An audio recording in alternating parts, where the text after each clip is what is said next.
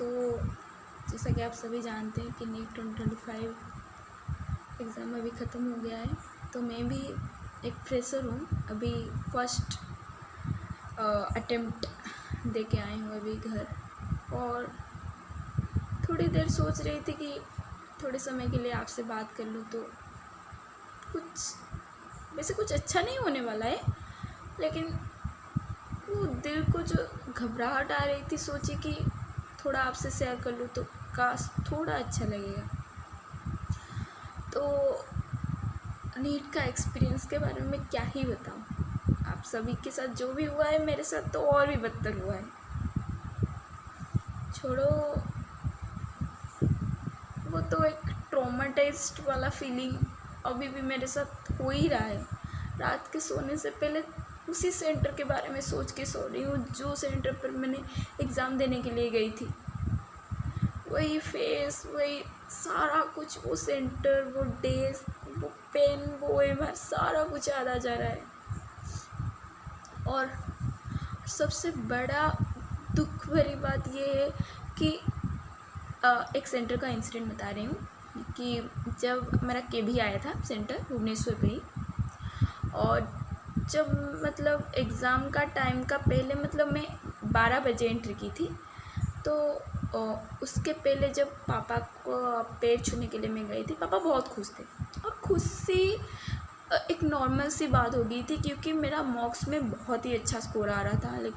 लगभग वो pre NEET वाला, आकाश का प्री नीट होता है ना, वो उसमें मेरा आसपास आया था मेरा 676, उसमें आ गया था 676। तो जब मैं उसके पहली रात पापा को फ़ोन करके ऐसे बताई थी कि पापा 676 आए हैं, तो पापा बहुत खुश थे, मम्मी भी बहुत खुश थे, क्योंकि वो एक एश्योरेंस देता है कि काश अच्छा ना मिले, लेकिन पेपर अगर टफ भी आएगा ना तो आपको एक नॉर्मल जीएमसी मिल जाएगा, क्योंकि मॉक्स का मार्क बहुत मैटर करता है अगर पेपर उसी हिसाब से आएगा तो।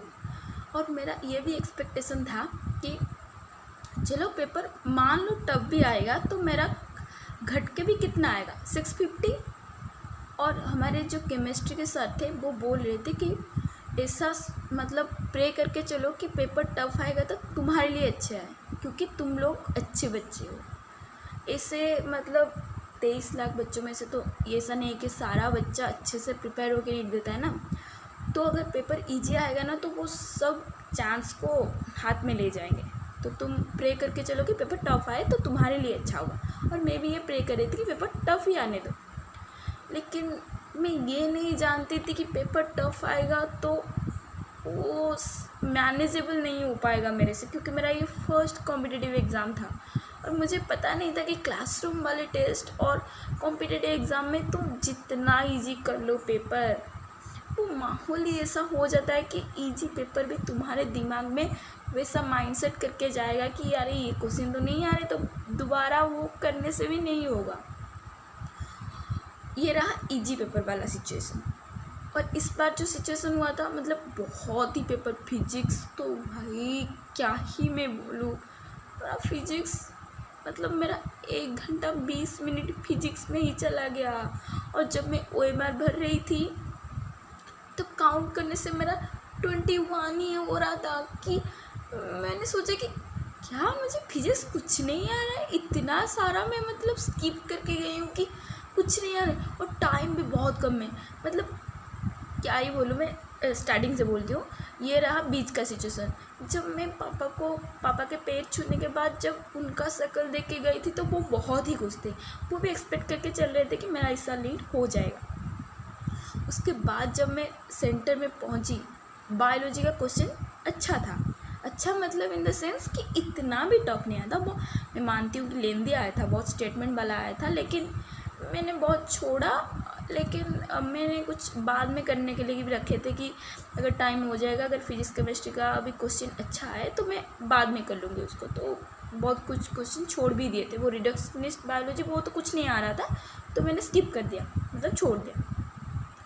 उसके बाद मैं फिजिक्स में डायरेक्ट जंप कर दी, क्योंकि मेरा केमिस्ट्री का पोर्शन स्ट्रॉन्ग था। तो मेरे को लग रहा था कि अगर फिजिक्स का मैं अच्छे से कर लूँ, अगर 1 घंटे में मैं फिजिक्स को देती हूँ तो मेरा बाद में 45 मिनट्स अगर बचेगा तो मेरा केमिस्ट्री आराम से हो जाएगा। उसके बाद जब मैं फिजिक्स को गई और मेरा कोड 45 था, वो फ्लूइड डायनामिक्स वाला क्वेश्चन, मतलब इतना घबरा गई कि पहला क्वेश्चन ही नहीं आ रहा है, क्या करूँ।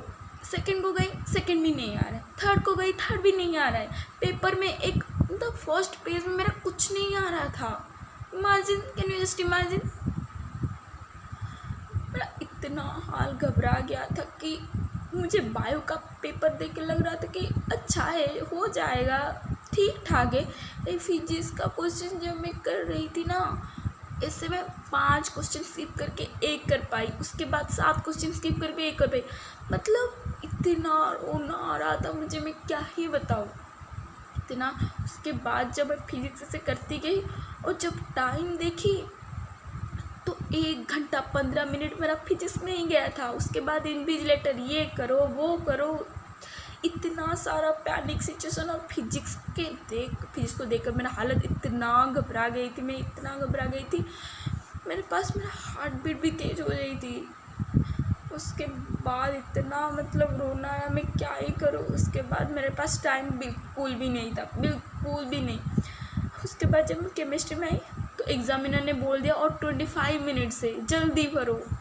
उस तक मैं केमिस्ट्री का मतलब फिजिक्स का बबलिंग भी नहीं की थी और केमिस्ट्री जो स्टार्ट कर दी, इसीलिए इतना सारा गलत हुआ मेरा केमिस्ट्री में, क्या ही बताऊँ। मतलब वो आइसोमेरिज्म वाला, वो अगर थोड़ा 3-4 मिनट भी देते ना हो जाता, लेकिन मेरे पास इतना टाइम की कमी थी। लेकिन छोड़ दिया मैंने, वो सारा सब कुछ छोड़ दिया, जितना मतलब एक जो क्वेश्चन में 1% भी मतलब सोचने वाला था, सब छोड़ दिया। और ये नहीं है कि वो छोड़ दिया मेरा करने। उसके बाद इतना मतलब लिथियम वाला और जो हीलियम वाला, उसका एटॉमिक रेडियस पूछा था, मैंने लिथियम का हीलियम की जगह और हीलियम के लिथियम की जगह वो वाला टिक करके आई हूँ। मतलब इतना गलत, इतना गलत। 7 मिनट थे, 7 मिनट में मेरा फिजिक्स का बबलिंग कंप्लीट की, उसके बाद केमिस्ट्री का बबलिंग कंप्लीट की।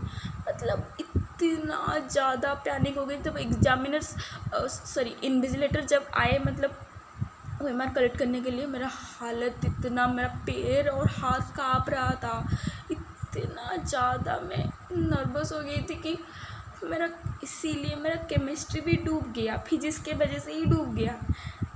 तो वो एक बड़ा रिग्रेट। अभी जितने बार मैं सोने की कोशिश कर रही हूँ, मेरे दिमाग में एक ही ख्वाब आ रहा है कि काश मैं बायो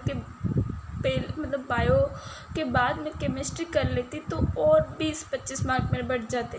तो कुछ चांसेस था कि मेरे को एक अच्छा नहीं हो लेकिन नॉर्मल GMC तो मिल जाता अगर वो करती तो। लेकिन जो गया वो गया, उसके बारे में और सोचने के भी बहुत डर लग रहा है। उसके बाद इतना मैं और सेंटर के बाद जब मैं आई, इतना मेरा मतलब शकल उतरा हुआ था। और जब पापा को मैं देख दिया, पापा उतने ही खुश थे जितने जाने के पहले मैं उनका चेहरा जितना खुश था, आने के बाद भी उनका चेहरा उतना ही खुश था। ऑब्वियसली वो एक्सपेक्ट कर रहे होंगे कि मेरा अच्छा ही गया होगा पेपर। सारे पेरेंट्स, सिर्फ मेरे पेरेंट्स नहीं हैं, वहाँ पर जितने पेरेंट्स थे सारे बहुत खुशी थे, क्योंकि उनको लग रहा होगा कि बच्चों का पेपर अच्छा जाएगा क्योंकि बच्चों ने मेहनत की होगी।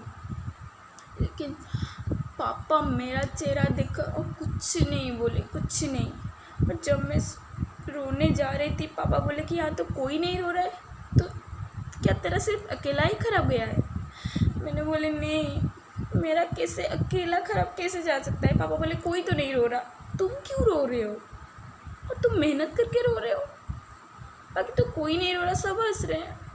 मैं बोले शायद मैं ही होंगी जिसका पेपर इतना ज़्यादा बुरा गया है, बाकियों का पेपर अच्छा ही गया होगा। लेकिन आने के बाद पता चला कि सारा का पेपर ख़राब है। लेकिन मैं तो मेहनत की थी ना, मेरा क्या कसूर है? मैं इतना रोई।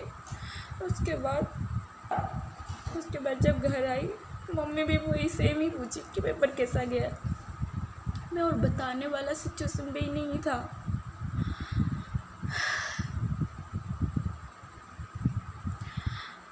अब बता के भी क्या हो जाएगा? कुछ नहीं होगा। रिजल्ट जितना मतलब सीट है उतना ही जाएगा। और जितने बच्चों के लिए उतने बच्चे ही सिलेक्टेड होंगे और जो रह जाएंगे वो रह जाएंगे। लेकिन मैं ये बात बता रही हूँ, ये एग्ज़ाम लिटरली जो मुझे सिखाया वो है पेशेंस। और एग्ज़ाम के वक्त तुम्हारा दिमाग जितना शांत रहेगा, जितना तुम अच्छे से एग्जीक्यूट कर पाओगे कि हाँ ये क्वेश्चन आने के बाद मेरे केमिस्ट्री बहुत अच्छा मतलब टिप्स दिए कि अगर तुम्हें लगा कि तुम्हारे से फिजिक्स बन नहीं रहा है तो तुम क्यों कर रहे थे, छोड़ देते, केमिस्ट्री को जंप कर लेते तो केमिस्ट्री ना अच्छा हो जाता तो फिजिक्स में वो चल जाता और 20-25 में बढ़ जाते। मैं बोली कि सर मैं उस माइंड और स्टेट में नहीं थी कि मैं स्ट्रैटेजी बनाऊँ उस टाइम पर कि मैं फिजिक्स बुरा गया तो फिजिक्स और ना करके स्किप करके केमिस्ट्री पे चली आओ। मेरा माइंड उस टाइम पर उतना स्टेबल नहीं था, मैं कैसे बताऊँ आपको। मेरा माइंड पूरा घबरा गया था और ये मेरा फर्स्ट कॉम्पिटिटिव एग्ज़ाम है, मैं फ्रेशर हूँ, कभी भी ऐसा माहौल में कभी एग्ज़ाम नहीं दे के आई हूँ, तो मैं कैसे स्ट्रैटेजी बनाऊँ। तो सर बहुत समझाए, बोले कि चिंता ना करो, लेकिन सर क्या ही जान सकते हैं। और मेरे लिए ड्रॉप लेना भी अफोर्डेबल नहीं है। मैं बहुत गरीब फैमिली से बिलोंग करती हूँ, मेरे पापा खेती करते हैं, मैं ड्रॉप नहीं ले सकती ना। और जो मैं आकाश का बात बता रही थी, गवर्नमेंट्स का स्कीम था, मतलब हमारे यहाँ उड़ीसा पे एक होता है स्कीम, ओएवी के स्टूडेंट्स जो बहुत ही पुअर बैकग्राउंड से बिलोंग करते हैं लेकिन अच्छे स्टूडेंट हैं, उनको 2 साल मतलब 11th और 12th यहाँ पर free coaching, free food facilities and even hostel facilities are being provided by government without any cost. So ये जो 2 साल में मैं प्रिपेयर की थी आकाश से, ये पूरा फ्री था, गवर्नमेंट दे रही थी मुझे पैसे पढ़ाने के लिए। मेरे पापा अफोर्ड नहीं कर सकते आकाश से कोचिंग लेना, मैं 1 साल की भी ड्रॉप नहीं ले सकती ना। अगर ये नीट तो मेरा नहीं होगा लग रहा है, फिर भी अगर और एक दो एंट्रेंस के लिए मैं डाली हूँ, अगर वो भी नहीं होगा तो क्या ही मैं करूँगी, नर्सिंग ही करूँगी। ड्रॉप लेने का सोचने के लिए मेरे मतलब इससे गुस्बम्स आ रहे हैं, मैं क्या ही बताऊँ। जो इरेक्शन हो जाता है ना, पाइलो इरेक्शन, वही वाला। और लेकिन पापा बोल रहे हैं कि तू ड्रॉप ले जा, लेकिन कहीं ना कहीं तुम्हारे दिमाग में चलेगा कि अगर तुम पुअर बैकग्राउंड के हो, लेकिन लोअर मिडिल क्लास, हमारा मिडिल क्लास में नहीं है, हमारा बहुत लोअर मिडिल क्लास है। मैं ड्रॉप के लिए सोचूं भी ना तो मेरे दिमाग में कहीं ना कहीं आ रहा है कि मैं 1 ईयर ड्रॉप ले जाऊंगी, उससे कुछ मैटर नहीं करता। लेकिन अगर मेरा नेक्स्ट साल भी नहीं हुआ ना तो वो पैसा भी गया, और जो 5 साल आगे की पढ़ाई मैं कैसे कंप्लीट करूँगी। और पैसे नहीं है ना, उसी लिमिटेड बजट से मुझे सारा कुछ पढ़ना, सब कुछ, जॉब, और मेरा छोटा भाई भी है।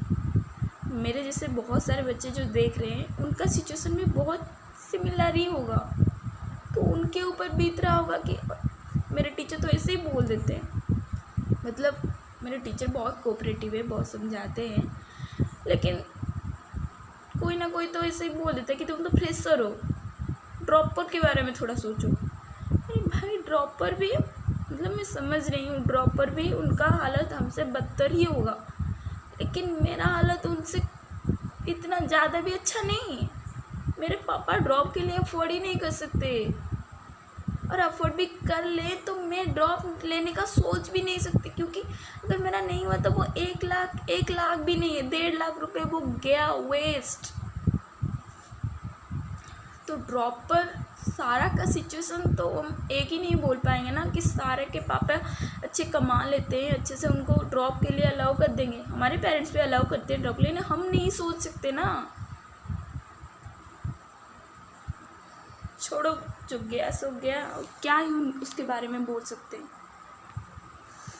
अभी सिर्फ यही जिनका बॉर्डर लाइन पे मार्क है, मेरे जैसा, मेरा बॉर्डर लाइन पे मार्क है, मैं बोल नहीं सकती कि मेरा होगा या नहीं होगा। तो जिनका बॉर्डर लाइन पे मार्क है वो 500 के अराउंड, वो मैं बोलती हूँ कि वो थोड़ा वेट कर लें, और जिनका 450 डाउन है वो प्लीज़ कुछ अलग सोच ले। अगर MBBS स्ट्रीम है और अफोर्ड कर सकते हो तो आई मस्ट से कि तुम ड्रॉप ले लो और अच्छे से तैयारी करके दो। लेकिन अगर फैमिली कंडीशन थोड़ा मेरे जैसा है तो तुम्हें उतना कॉन्फिडेंस लाना होगा कि तुम नेक्स्ट साल बचाओगी, मतलब नेक्स्ट साल सिलेक्शन करके दिखाओगी। लेकिन कहीं ना कहीं दिमाग में वो रह जाता है कि काश नहीं होगा, काश नहीं होगा तो वो पैसा गया। लेकिन जिनका स्ट्रॉन्ग माइंडसेट है, जिनका फैमिली कर सकते हैं अफोर्ड 1 साल के लिए, थोड़े अच्छे फैमिली है, तो आई मस्ट से कि तुम प्रिपरेशन स्टार्ट कर दो। अगर 450 के नीचे मार गया है, 450 के आसपास और जनरल वाले हो फिर भी कर लो, प्रिपरेशन कर दो। क्योंकि हम इस साल का कटअप कोई भी नहीं बता सकता, हम नहीं बता सकते कितना जाएगा। तो स्टार्ट कर दो।